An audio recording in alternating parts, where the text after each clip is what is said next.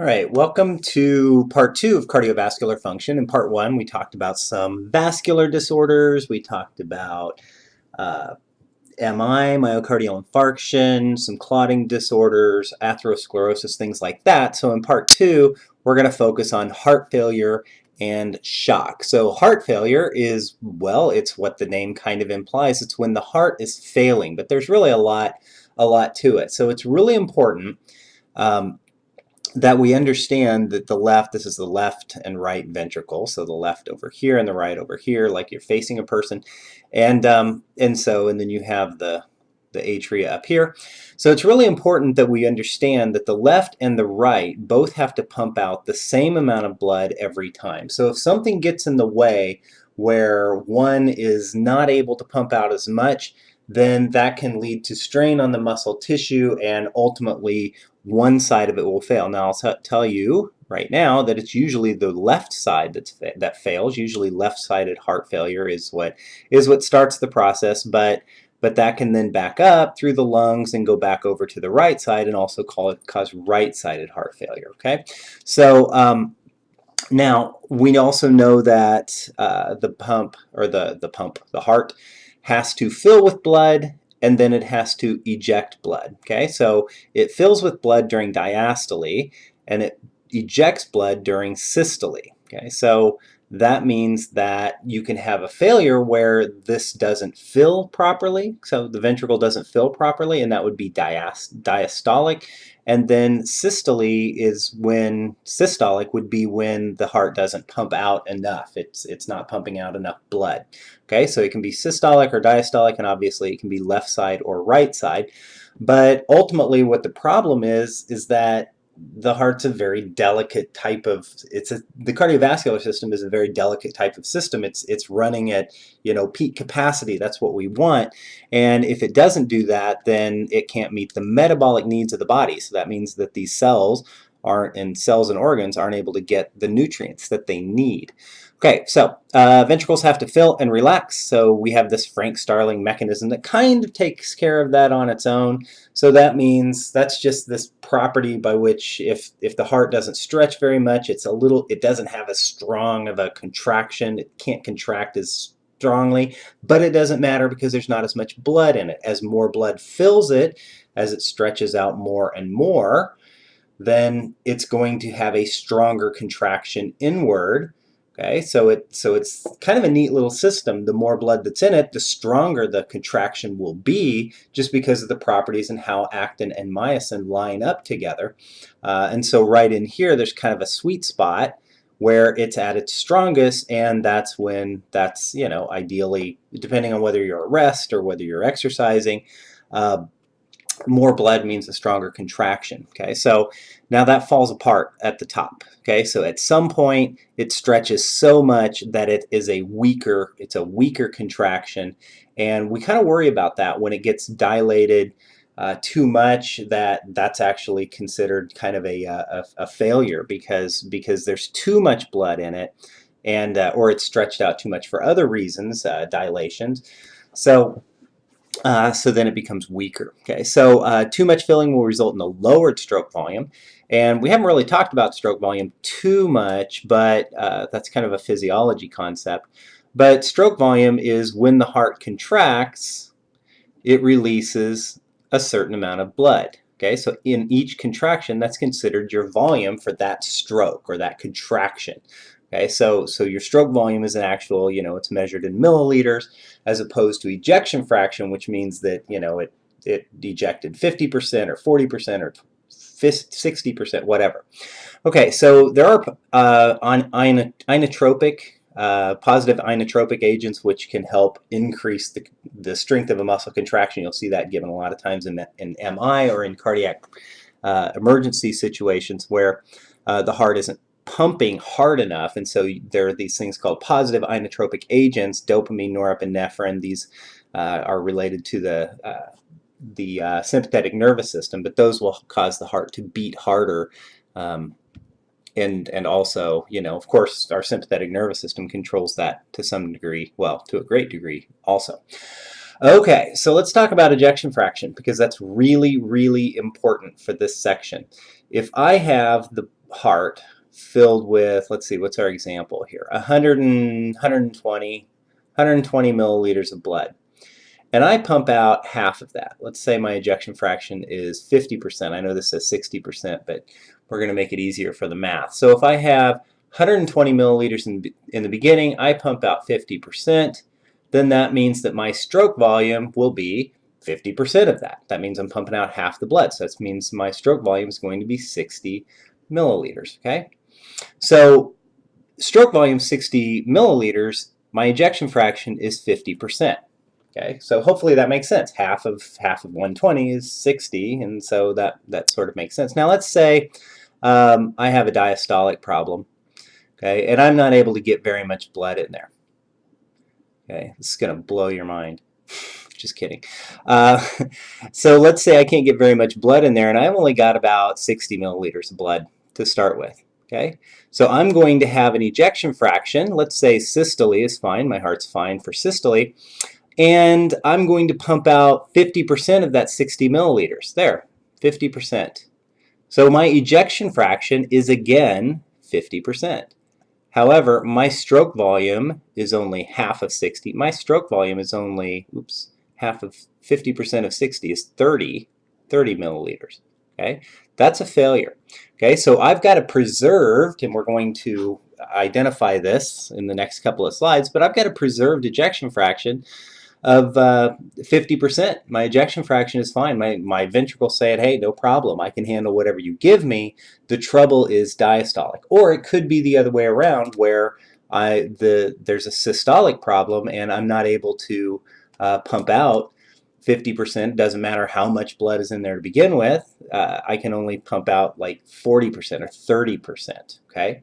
So we can kind of see where ejection fraction and stroke volume differ, and that's, I think, the important thing. Now, we learned in physiology that cardiac output is stroke volume times heart rate. So how much blood per beat, and then you just measure that by, how many beats per minute, and that gives you cardiac output. But we really need to focus on this concept of ejection fraction because that's kind of how heart failure is categorized. So at rest, the left ventricle only ejects about 60% of the end diastolic volume. It's capable of ejecting almost 100% of the blood that's in that ventricle at diastole at rest. Okay, so however much it fills your preload. So it's able to, like at high exertion, pump out 100% of the preload, but it doesn't. But normally, when at rest, it's only 60%. Okay, about 60%. So end diastolic volume, that's your preload, is 110 to 120 mils, making normal stroke volume about 70 milliliters. Okay, so cardiac reserve, we know that in a healthy heart that the ability of the heart to increase cardiac output during increased activity. Okay, that's what cardiac reserve is. And so that's what I was saying earlier, is that you can, if necessary, pump out almost 100% of that blood. Okay, so and that's kind of a compensatory mechanism too. In fact, we'll see with heart disease after we kind of describe it. All right, so increasing both stroke volume and heart rate during exercise can increase cardiac output up to 5 or 6 times in a healthy person. Okay, but in heart failure, that reserve is severely diminished. A lot of times the heart is working as hard as it can to begin with. Okay, so let's see. So this is what we're kind of going to move into: a decrease in cardiac output with consequential decrease in blood flow to the kidneys. So during heart failure, when it starts to really be expressed, the kidneys can fail, other body organs can fail, and that's the problem. Okay, so when your cardiovascular system isn't operating at peak efficiency, it starts to decide which organs get it and which organs don't. And unfortunately, the kidneys are one of those that it says, okay, we need to make sure the heart has blood and the brain has blood, and some of these other organs will start to fail. Okay. And then we already kind of talked about compensatory mechanisms, and we'll talk a little bit more about that. So I have down here a question: what if stroke volume decreases? How might the heart compensate? Well, if your stroke volume decreases, and really your cardiac output overall decreases, but if your stroke volume decreases, you can just increase the heart rate and your cardiac output stays the same. Okay, so that's activating the sympathetic nervous system. You can also, there are also kidney responses too as compensation. But if your stroke volume decreases, you can just go back up to this calculation. You can just say, oh, stroke volume's lower, increase the heart rate. So that's kind of what that question is going for. So types of heart failure. So hopefully this makes sense after going through the last slide. A heart failure, so we're going to talk about heart failure and ejection fraction. Okay, so that goes back to our ejection fraction. What percent of blood is being pumped out? And so that's going to give us an indication whether it's systolic. That means you have heart failure with reduced ejection fractions. That means that ventricle is squeezing as hard as it can, but the ejection fraction is reduced. It's only able to get out, let's say, 35% of the blood or 40% of the blood instead of 60%, which would be more ideal. Now, let's say that you have a preserved ejection fraction. So that means that it says, hey, whatever blood you give me, I'll pump out 60%. Doesn't matter. That means that if you're only getting in a little bit of blood, so that's a diastolic problem, that if you're not getting that much blood in the ventricle to begin with, then that's going to be a problem, okay? So that's considered diastolic, and we're going to go over this one more time. So is the heart failing to pump out enough blood? That's going to be systolic, or failing to accept enough blood. That's preload, remember that. So preload, afterload is how much, not how much blood, but the pressure by which it has to push out. That ventricle has to push out, so that tends to be systolic. So failing to accept enough blood is diastolic. And then whether or not it's right side or left side. Okay? Usually it's going to be left side, but it can also transfer over to right side. And sometimes during an MI, the right side of the heart is damaged, and that's going to cause right-sided heart failure. Okay? So high output versus low output failure. So is your cardiac output high or is it low? And we can kind of see where it's that could be partially a compensatory mechanism or something like that to keep your cardiac output level. All right, so so heart failure with reduced ejection fraction. Now we've already identified this as systolic failure. Okay, if we reduce the ejection fraction, then that means that there's something wrong with the ventricle. It's not able to pump out the 60%. Okay, so ejection fraction of less than 40% is considered a systolic failure. Ventricle's not doing it during systole. And so the heart can't, so it can be because the heart can't pump. I mean, that's a myopathy. That's a problem with the muscle, or maybe not enough blood flow during like angina or something like that. Volume overload. Remember that on the first slide when we talked about how when the heart is so stretched out, when the diastole is, or when the preload is so high that the heart's stretched out to the point that it is actually weakened. Okay, so normally it's supposed to increase with strength with more volume, but that one point where it starts to weaken when it gets so full, now that could be considered volume overload. Okay, so the ventricle is stretched so much it becomes less efficient, so that can occur. That can happen with a valve insufficiency. So let's say that well, if we're talking about left side, let's say the aortic semilunar valve isn't opening the way, or isn't closing the way that it's supposed to, and so not all the blood is leaving. So some of that blood regurgitates back down into the ventricle and causes it to be full all the time. So there can be a pressure overload. Okay, so that ventricle is trying to pump blood out into the aorta, but if you have high blood pressure to begin with, let's say these vessels, your arteries aren't able to stretch, or they've got atherosclerosis or arteriosclerosis, then that might mean that there's more pressure, that afterload, there's more pressure that the ventricle has to push against, and it can't. And so that means that it can't pump out as much blood as it needs to. So it can't get the blood out. That's related to afterload, and that can be caused by semilunar valve stenosis. So your semilunar valves are like the pulmonary or aortic semilunar valves. That means that they're narrowed. Okay, so that means that even when they're open, they're not open all the way, and so that ventricle can't push against that smaller opening. It could also just be hypertension, which is what I mentioned before. If you've got high blood pressure to begin with, that's a lot of back pressure that that ventricle has to push against. Okay, so let's say that the ejection fraction is just fine. The ventricle is strong and healthy and will take whatever blood that you give it. Well, then that means that it's not receiving enough blood. So we're going to call that diastolic dysfunction. Okay? So that's when there is a preserved ejection fraction. Ventricle's fine. It's just not filling. Okay, so or I shouldn't say the ventricle is fine. There may be something wrong with the ventricle. It could be too thick, where it doesn't get enough blood to begin with. But it can pump out over 50%. All right, so the ventricles can't fill sufficiently during diastole, so that's why we call it a diastolic dysfunction. So the fraction that is ejected is normal, but still the overall volume of blood being pumped is reduced. So that's like saying if I'm going to give you half of my drink, okay, if you're really, really thirsty and I say, hey, I'll give you half of my drink, you have to think, well, how big's the cup? You know, I mean, of course, if you're really thirsty, you're going to take it, but it matters how big that cup was to begin with. If I give you 50%, of a pitcher full of water, that's going to be more significant than if I just give you a pitcher or half of a thimble full of water. Okay, so that's what we're talking about.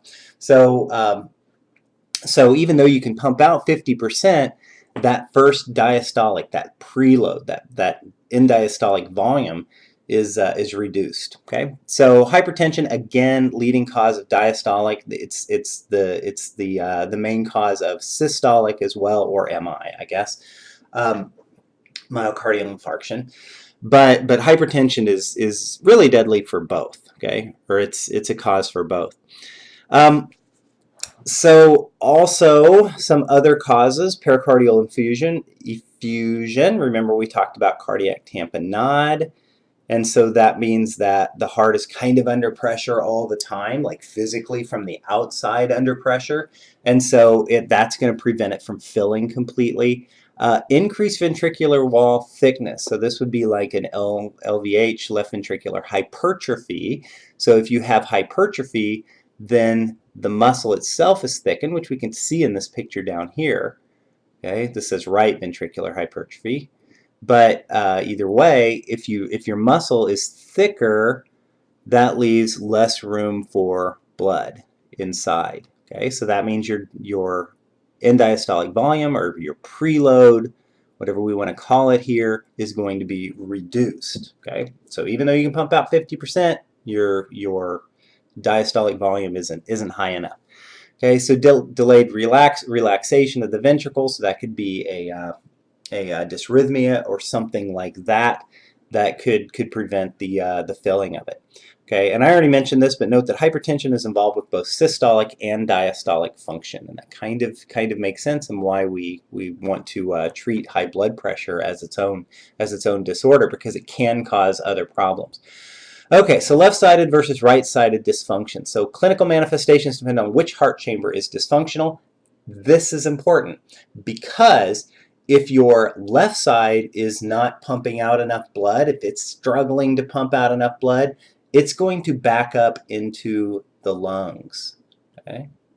That's important, right? Because if the lungs start to fill up with blood, all those capillaries in the lungs, they're filling up with blood, they're pushing their fluid out. That's going to actually can move into the lungs, or at least prevent fluid from moving from the inside of your lungs into your fluid, into your vascular. And so you're going to be coughing more. It's going to be congested, like traffic congestion. The blood's going to back up if it's left-sided failure.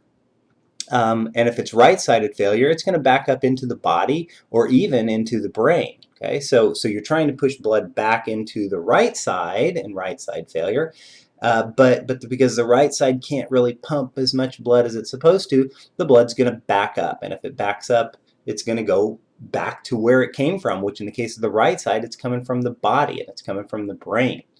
Okay, so if stroke volume on one side is less than the other, they have to be the same. Otherwise, you're going to get collection in some compartment, either in the lung, the pulmonary compartment, or in the body-brain compartment.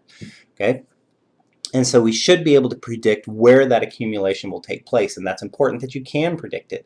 And really, that comes back to knowing your circulation and how things move through the body. through the heart. Okay, so failure usually starts on one side, left, but will ultimately affect both sides. The main cause of right side failure is left side failure. Left side failure is more common. All right, so left side, decrease in peripheral systemic blood flow. Okay, so if your left side is failing and it's trying to pump blood out to the body, it's not going to really happen. Okay, so that means that blood gets backed up into the lungs, and that's congestion. That's congestive heart failure. Okay, CHF. It's pretty common. So if it's diastolic, then that means going back to our previous definitions. If it's diastolic, then that means that your ejection fraction is preserved, but it's not, your preload is reduced. You're not getting enough blood to begin with. So the left ventricle doesn't accept enough blood from the lungs. And if it's systolic, then that means that the left ventricle is not pumping enough blood. So it's getting enough as far as the end diastolic volume, or the preload is fine, but it's just not pumping enough out. Okay, so filtration pressure in the lungs exceeds the capillary osmotic pressure. That's that backup, okay? That's that buildup of pressure that happens in the lungs, the pulmonary system. And so the blood gets backed up, the lungs fill with blood, and unfortunately, the consequence of that is the body is lacking blood. So that means the organs are kind of taking the hit. The lungs have all the blood, and that means your organs aren't getting it. Okay, and that needs to happen. So we call that, like I said, congestive heart failure. Now we can also have, so what causes it? What causes it? Well, always, we're going to see hypertension that's causing these things. Myocardial infarction, that makes sense too. If you actually have damage to the heart, then that's muscle tissue that's just dead weight at that point. And so that's going to cause some weakness. Hypokinesis or akinesis, the inability to pump, and rapid onset of pulmonary congestion and edema. So having an MI when the heart gets weakened, that muscle tissue is kind of out of it, then that's going to cause a very quick backup at the time, but it's also going to be a struggle overall. So other causes, stenosis. Okay, so stenosis of the aortic valve, which is the one that's leaving, or the mitral valve, which is going to cause a diastolic. I hope that makes sense. So if it's the aortic semilunar valve, that means that if it's stenotic, that means that you're going to have a systolic problem. You're going to try to be pushing through there, but maybe instead of 60%, because that narrowing, you're only able to get 40% or less out, then that's going to be a systolic problem. Now, if the mitral valve, remember the mitral valve is the one letting it in from the atrium. I know my picture isn't very good here, but if the mitral valve is stenotic, that's going to be a diastolic problem. It's like, okay, we're trying to let the blood in, but the blood isn't going in. So you're going to have reduced, you're going to have a preserved ejection fraction, but you're going to have a reduced end diastolic volume. Sorry for all these words, but these are the words because your preload is reduced. So incomplete filling, preload, or emptying afterload can both lead to a lower stroke volume. Remember, stroke volume, it's just the volume. It's not really reliant so much on the ejection fraction. So even if the actual ejection fraction does not change, okay? I know, a lot of terms. They're important to know, obviously. So right-sided dysfunction impairs the ability to move blood from the systemic or venous circulation. So this is blood going back to the heart. Okay, so it impairs that ability for that blood to move back to the right ventricle. So leading to increased systemic blood pressure and peripheral edema. So you're going to have edema that occurs in the body because it's not able to move it back. Okay, especially if you're not moving around and you're and you're not kind of helping with that pressure, then it's going to moving it with vein pumps or something like that. Vein pumps, muscle pumps. Then that's going to you're going to have an even harder time. So the right ventricle doesn't accept enough blood. That's going to be diastolic. And there can also be, of course, systolic, which the right ventricle doesn't pump enough blood to the lungs to begin with. Okay, so hopefully we've covered that enough times that kind of makes sense. So blood backs up, body fills with blood, the lungs don't oxygenate enough blood. So remember, we're on left side, we were starving the body because there was so much blood in the lungs. If it's right side, we're starving the lungs, and there's a lot of backup in the body. All right, so causes of right side dysfunction. Yeah, so usually right side dysfunction results from left side dysfunction. Okay, so right side failure results from left side failure mostly, but it can be isolated because of lung disease or something that's not allowing blood to move through the lungs the way that it should. If you think about, removing a lobe or removing part of your lung, that's kind of going to mess with your right side, your right ventricular function. There's going to have to be a compensation or an adjustment made at that point. Pulmonary or tricuspid valve diseases. So if these valvular diseases that happen, they don't often happen on the right side, but they can. But that can cause a problem with right side failure.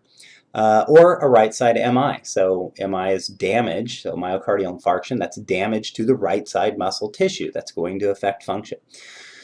So right side failure leads to edema, tends to be position dependent, and congestion of the viscera. So the viscera could be things like pooling in the blood or fluid in the liver, because blood is trying to move from the liver, in the GI system, ascites, things like that.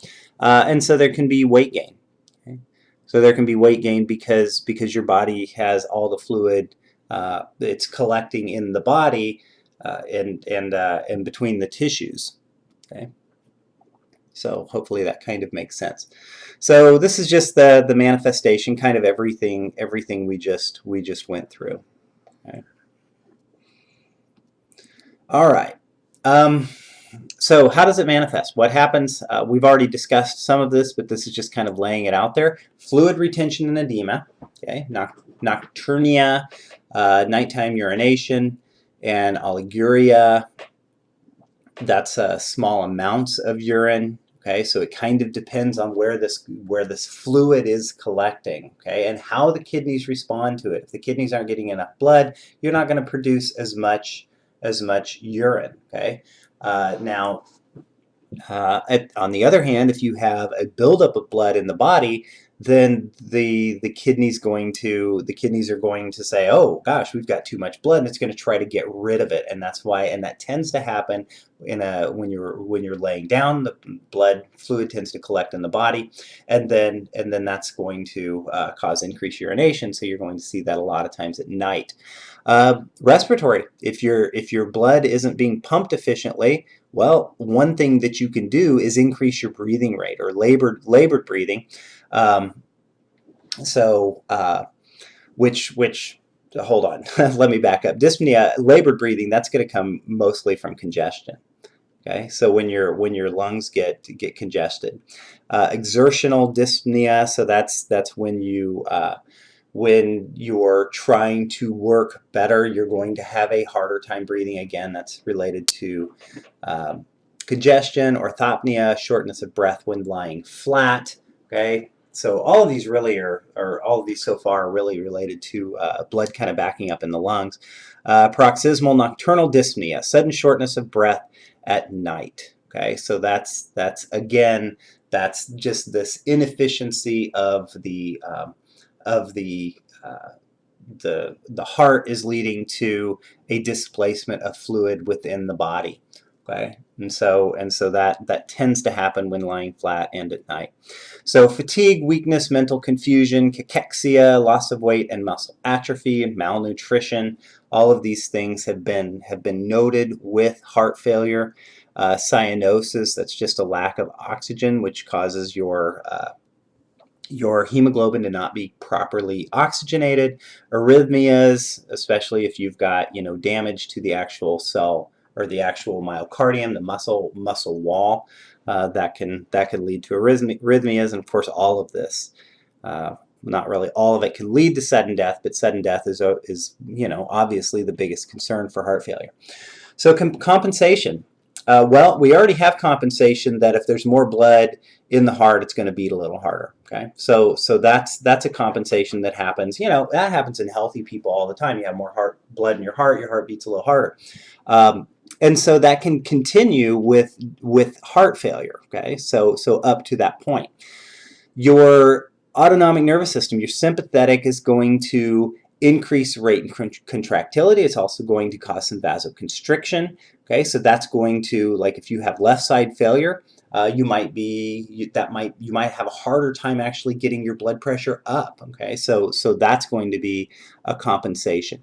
Now, if you also have a buildup of fluid in the body, the renin, angiotensin, aldosterone mechanism can be turned off or on. So in the case of too much fluid in the body, then you would want to be causing that fluid to leave as urine. But with not enough fluid in the body, if fluid is collecting in the lungs, then your kidneys can try to compensate and say, okay, we need more fluid. We need more fluid in the body, and that's going to be a compensation. So your kidneys and the RAA system are constantly trying to compensate for, I mean, that happens in a healthy person also.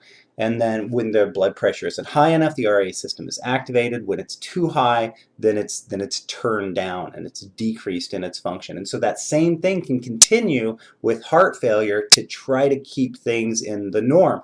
And what that ultimately leads to is that sometimes heart failure isn't even detected until it's in the later stages, because these compensatory mechanisms are, you know, they're good enough at what they do that a lot of times we don't figure it out, and a lot of times organ damage is already taking place because they're overworked or not sufficiently perfused. Okay, so pulmonary edema is a big one. Capillary fluid moves into the alveoli. The lung becomes stiffer, harder to inhale. So that's some of that dyspnea that we were talking about earlier. Harder to inhale, less gas exchange in the alveoli, so that can lead to a shortness of breath kind of feeling. When you're measuring it, you'll notice crackles and frothy pink sputum. So that's coughing up. I guess you could say coughing up blood because that's what's causing it to be pink. But more coughing in general to begin with, and it can even kind of deteriorate into coughing up pink sputum. So hemoglobin is not completely oxygenated. Okay, so that's because there's so much fluid in there. And if you remember back to respiratory, when you have more fluid, that's going to have oxygen's going to have a harder time getting across there. Okay. Okay, so that's it for heart failure. Now we're going to talk about circulatory shock, okay, as opposed to electrical shock or oh, it's a surprise birthday party kind of shock. This is circulatory shock, right? And usually, you know, in the movies and stuff like that, when you say, oh, he's going into shock, usually that's what they're talking about, is circulatory shock. And the real problem with that is that if you, for whatever reason, okay, so we're trying to get away from heart failure now, for whatever reason, you're not getting enough blood to the organs. Okay. Now there are a lot of different causes for this, and so there are different categories of circulatory shock. But that's the important thing. This is supposed to be blood flow to an organ, by the way. I don't know what it looks like. So circulatory shock, if we define it, acute. Okay, acute, underlined. Okay, this is not a chronic situation. This is acute. This is something happened. Failure of the blood vessels to supply tissues and organs with blood. Imbalance between oxygen supply and demand. The tissues, the organs are saying, hey, we need blood, and for whatever reason that we'll talk about, they're not getting it, and so they lack perfusion. Hypotension is usually present. It's not absolutely required, because nothing up here in this definition says anything about blood pressure. It just says failure of the blood vessels to supply tissues and organs. Usually that has a direct relationship to hypotension, but it's not necessarily always the case. It's usually the case though, because vital signs can be normal. So it can be caused from a maldistribution of blood flow to one area but not the other, causing lack of perfusion in one area but not the other. Inadequate oxygenation of cells and tissues or organs. So that can be a cause. So you're not getting whatever the reason is, you're not getting enough oxygen to cells, tissues, and organs. And remember, this is acute. Alterations in cellular metabolism function is going to result. So the cells can't perform up to par. Anaerobic metabolism causes a spike in lactic acid. So you're going to see lactic acid. And I don't know, that should say lactic acid. You need to fix that. So anaerobic metabolism. Remember anaerobic metabolism when you go through glycolysis and it produces pyruvic acid or pyruvate, and then that pyruvate moves into the Krebs cycle. That's when you have oxygen. If you don't have oxygen, then that pyruvic acid turns into lactic acid, and then it's ejected, okay, from the cell and moves back to the kidneys through the blood. And so what happens if you don't have enough oxygen during shock, that your lactic acid levels will just go up very quickly, okay? A spike in lactic acid levels. And that's how you know, actually. That's one of the ways that you can tell that this is happening, and then you can actually give lactate to kind of smooth out the excess lactic acid to kind of absorb some of those hydrogen molecules. Okay, so all types of shock share compensatory mechanisms, and they're designed to restore blood volume, okay, or oxygenation in general. So tachycardia, let's move the blood through more quickly, get it oxygenated more quickly. The RAA pathway, so remember the kidneys, they can conserve water. So a lot of times this happens when the vessels all dilate all over the body. Well, the RAA system can say, we'll measure that and say, wow, the blood pressure has dropped, and so we're going to sort of conserve water and keep more water back into the body, reabsorb more water from the kidneys. And of course, that's going to be related to thirst. So a lot of times when people are in shock, they will feel very thirsty. It's not because they're dehydrated, it's because their blood pressure usually has dropped or they've lost a lot of blood. Okay, so it can spiral out of control because tissue damage, okay? So tissue damage is happening because of the shock, but that's going to trigger an inflammatory response, which will further alter the vascular responses, leading to organ damage. Okay, so it's kind of a one thing leads to the other. The body is trying to fix things, but in this case, it's causing an inflammatory response because of damage that's taking place, and that can then damage even more, can cause even more damage, and will also alter blood flow, maybe some more vasodilation, which may have been the problem to begin with. Okay. So let's just go through quickly the different kinds of shock. So cardiogenic shock, that's just when the heart's failing to pump blood adequately. So cardiogenic means generated by the heart or created by the heart. So this is the heart is not able to do its job. So this is a type of acute heart failure that can take place. So somehow you have a decrease in cardiac output. And that's going to reduce perfusion to the organs, and that's what we're really worried about.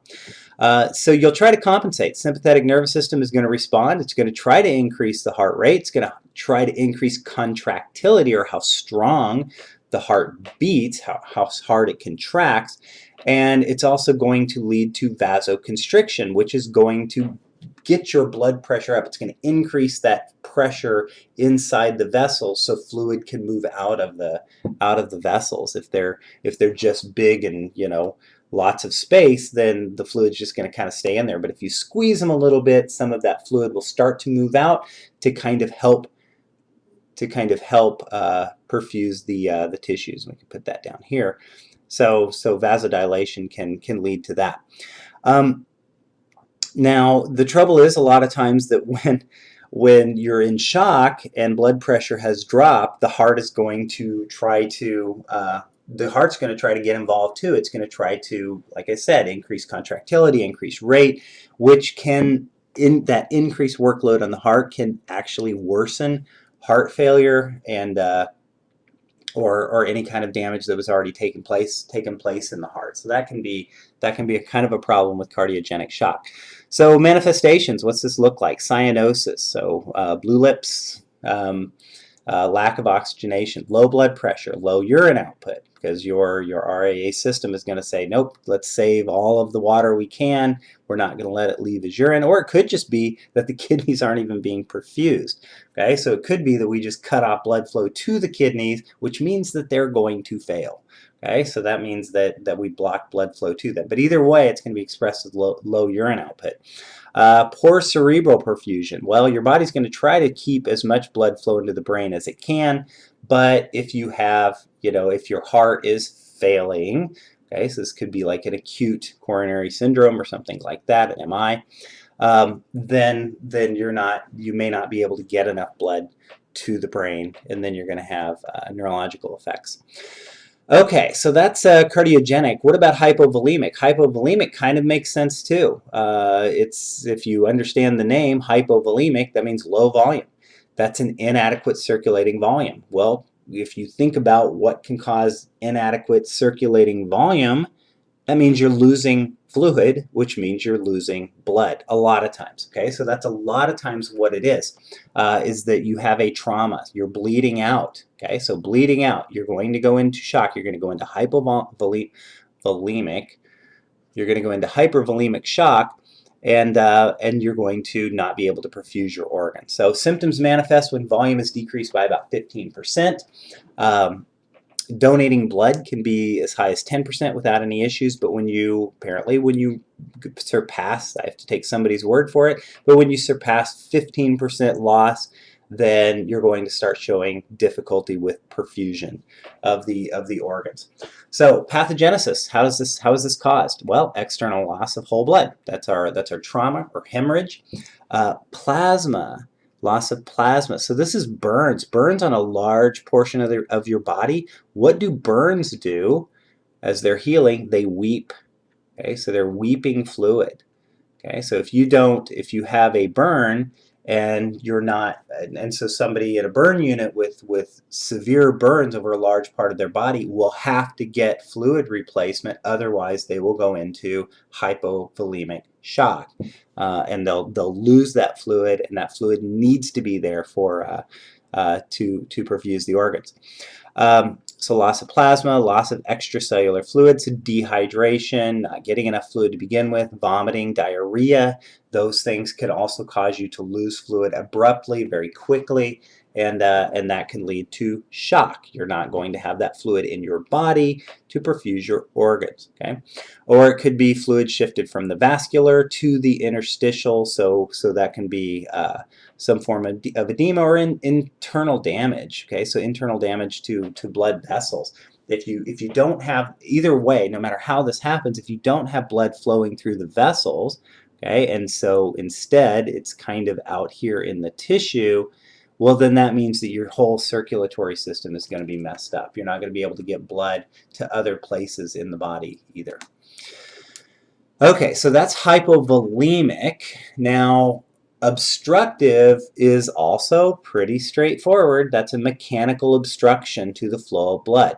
Okay, so so whatever the cause may be, it could be an embolus, like in a pulmonary embolism. It could be a dissecting aortic aneurysm. So it could be, yeah, could be a dissected aorta. Dissecting aortic aneurysm, remember, is where you have that damage to the inside part of the vessel of the aorta, and then the blood will collect outside that, and that can actually cause a blockage. It'll cause a reduction in blood flow to the rest of the body. Well, that's that can ultimately, in that case, be a mechanical instruction. Cardiac tamponade. Cardiac tamponade is again that effusion, pericardial effusion. Blood or fluid and blood, pus, whatever, is building up around the heart and holding it so it can't beat the way that it's supposed to. But again, that's an obstruction. That's an obstruction with the contraction of the heart. Pneumothorax, that's damage to the lungs. that can also kind of get in the way, and we'll talk about more about pneumothorax when we cover pulmonary. All right, so this one is kind of the big one. It's kind of the big one. It's kind of a catch-all, and a lot of times it's more confusing, but really it comes down to vasodilation. Okay, so even though the others made sense, cardiogenic, yeah, the heart's not working right. Hypovolemic, we've lost blood. Obstructive, we blocked somehow the ability for blood to move around.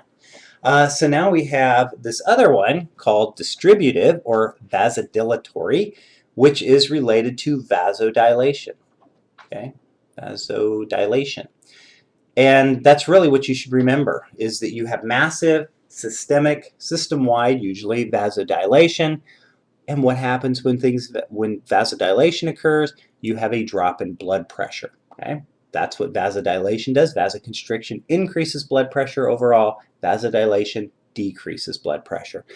And so if you have that happen in an out-of-control way, so blood vessels dilate, then what's going to happen is that you're going to have a drop in blood pressure, which means you're going to have a drop in hydrostatic pressure, the pressure within the vessels, which means you're not going to have perfusion. Okay, so not enough blood to fill the circulatory system, yeah, because the circulatory system just got really big because of the vasodilation. So whereas you had a certain amount of blood in your vessels, when they get really large, well, that's not, now you don't have enough blood for that larger chamber with the larger area that is holding the blood.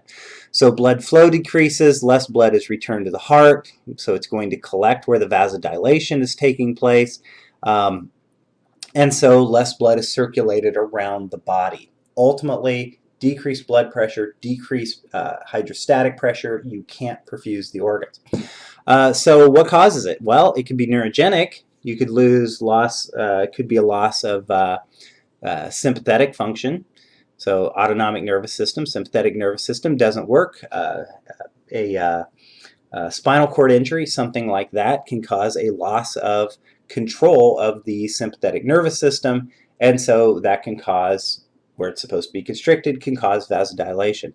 Anaphylaxis or sepsis, so anaphylactic shock can be from allergies, that can cause that, and remember that. This is where anaphylaxis falls. It falls in this distributive or anaphylactic shock falls, because most of us have heard of septic shock and anaphylactic shock, but this is what's going on, and ultimately what's happening is system-wide vasodilation, drop in blood pressure.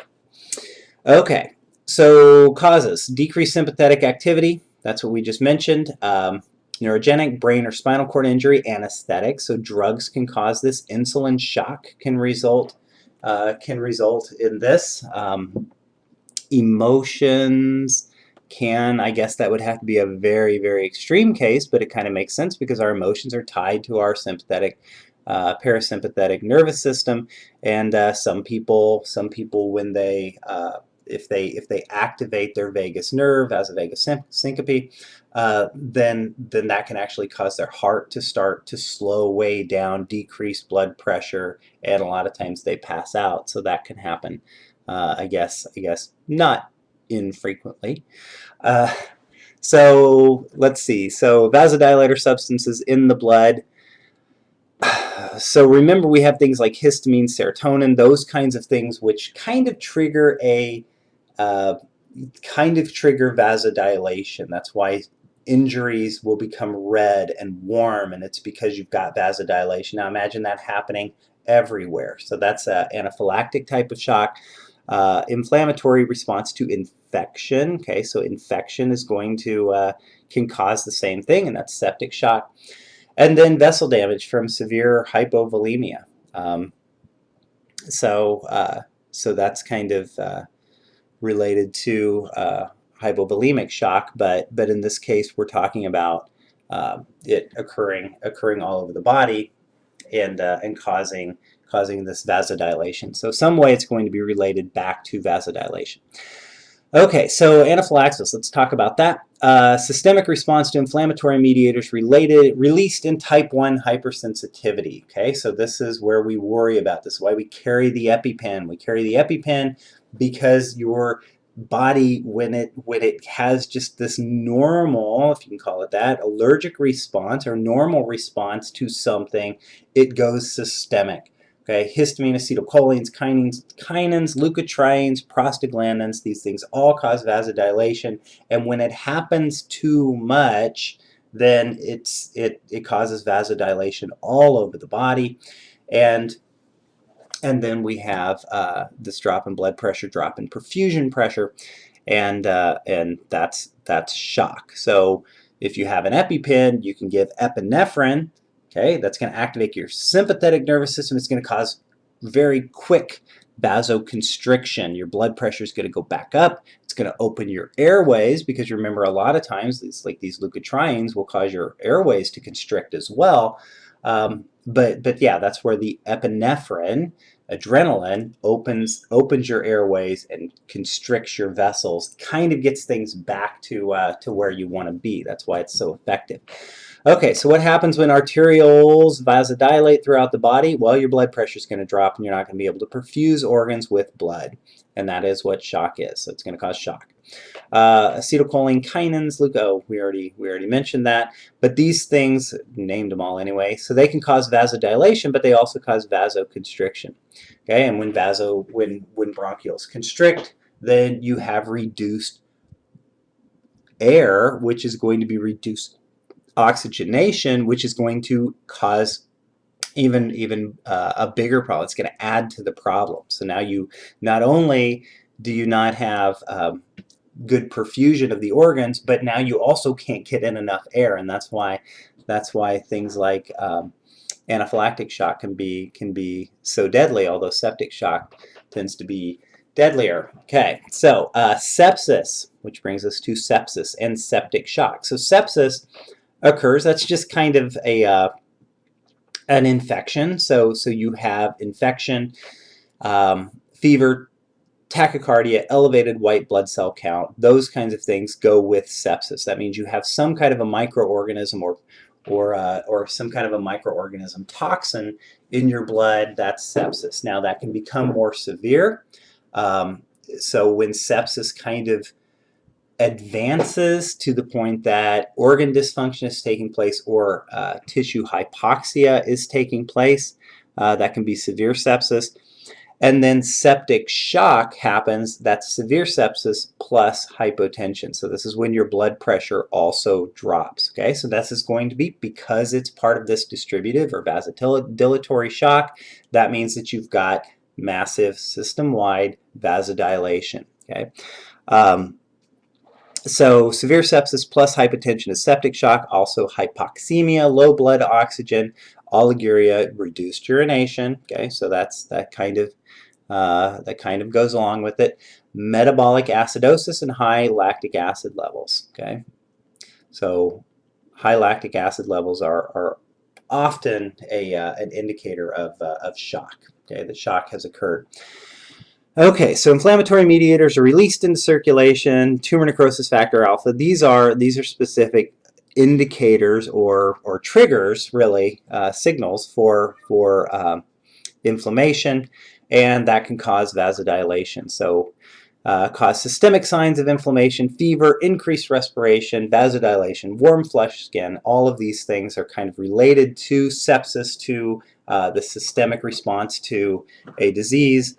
And that's septic shock. So vasodilation leads to decreased peripheral resistance, which leads to decreased blood pressure, and that's our septic shock. So inflammatory mediators increase the metabolic rate of tissue, so they need more oxygen, and they're not getting it. Okay, so that's kind of a sort of a positive feedback kind of thing. It's like, okay, well, we've got lower blood pressure to begin with, tissue damage, inflammation happens, increases metabolic rate, need more oxygen. Well, you didn't have enough to begin with, so now you're just asking for something that you know isn't there, or obviously it doesn't know it isn't there.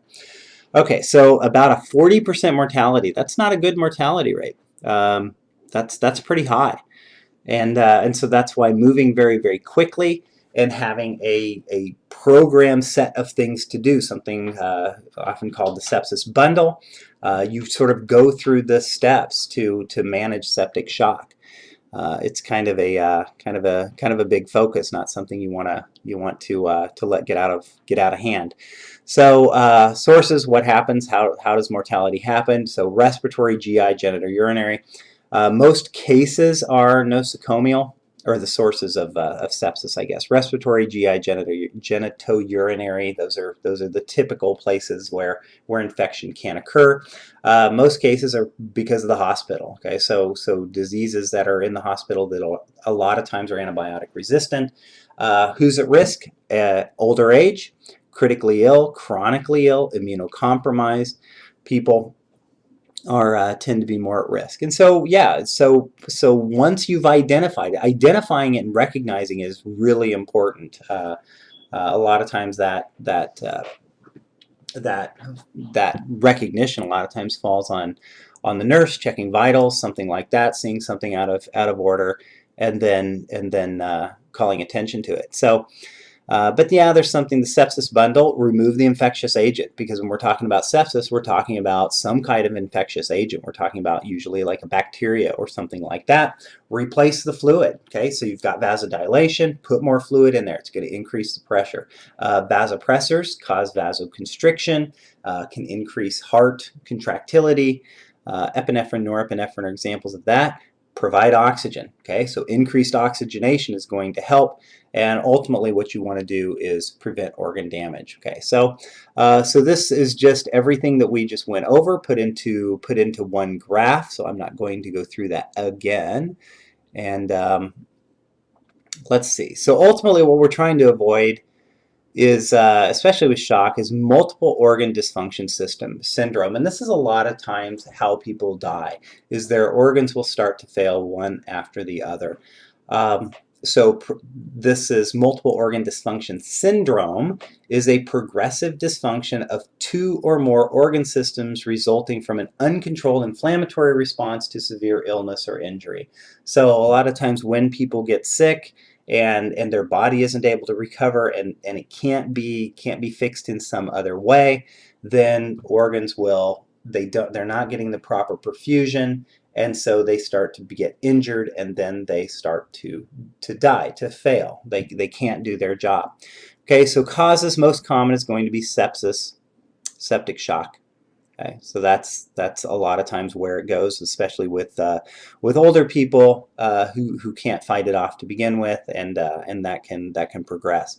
Other things: severe injury, trauma, burns, major surgery, could also, anything that's not allowing that perfusion of the organs to take place.